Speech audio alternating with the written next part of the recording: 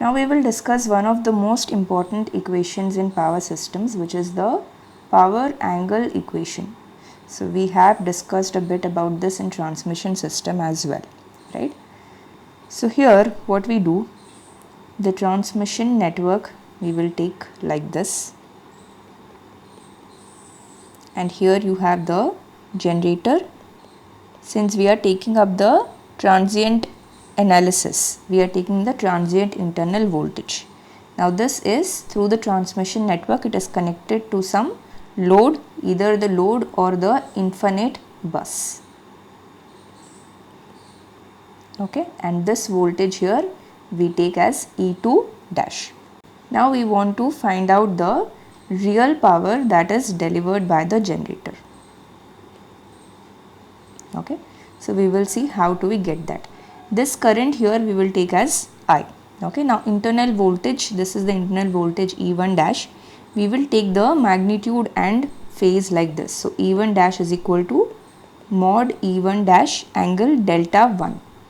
And similarly E2 dash, the voltage at the receiving end, this will be mod E2 dash angle delta 2. Now what will be I? This will be equal to E1 dash minus E2 dash divided by Jx equivalent. So we are ignoring the resistive part here. That is one important assumption here. Okay, ignore the resistance of transmission network. This X equivalent is the equivalent reactance of transmission network. So now what will be the complex power that is delivered by the generator? Complex power is given by the voltage, which is E1 dash here, and the current, which is I conjugate, current conjugate we take for complex power, right? So now if you substitute this E1 dash values, that is E1 mod E1 dash angle delta 1, and I you substitute this value, okay, and then the final value I am going to write, this you are going to get as mod E1 square by X equivalent angle 90 degrees, this is E1 dash here, okay, minus mod E1 dash mod E2 dash angle 90 minus delta 2 plus delta 1 divided by X equivalent. This is the complex power. Now what will be the real power? This is going to be the real part of the complex power. Simple, right? So the real power or the active power is equal to real part of the complex power. You can see here this part will be the imaginary part because the angle is 90 degrees. There is no real part here. Here we will have a real part. So what will that be?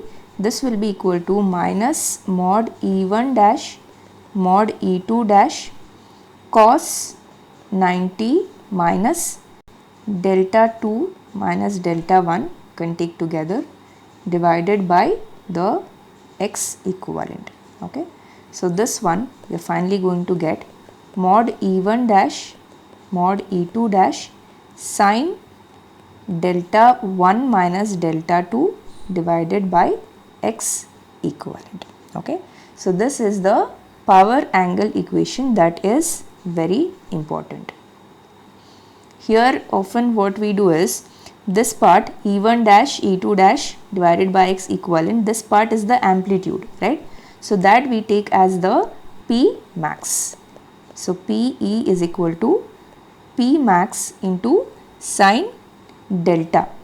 Okay, delta is delta 1 minus delta 2. So where P max is equal to E1 mod E1 dash mod E2 dash divided by X equivalent, and delta is equal to delta 1 minus delta 2. So for an infinite bus, if the receiving end is connected to an infinite bus, then the delta 2, the reference angle, the phase angle, we are going to take as 0 degrees. For an infinite bus, usually the phase we take as 0 degrees. Okay, so in that case delta will simply be equal to the internal voltage phase angle. Okay, so if receiving end is an infinite bus, then the receiving end voltage is taken as reference. That means what? Delta 2 will be equal to 0. Okay. So this is the important relation. What is E1 dash here? This is on the sending end side voltage. This is the receiving end side voltage, and X equivalent is the equivalent reactance of the transmission network. So you can write this point also here. This is called as the transfer reactance between the two voltages. Okay, between E1 dash and E2 dash. Now the swing equation, what will it become?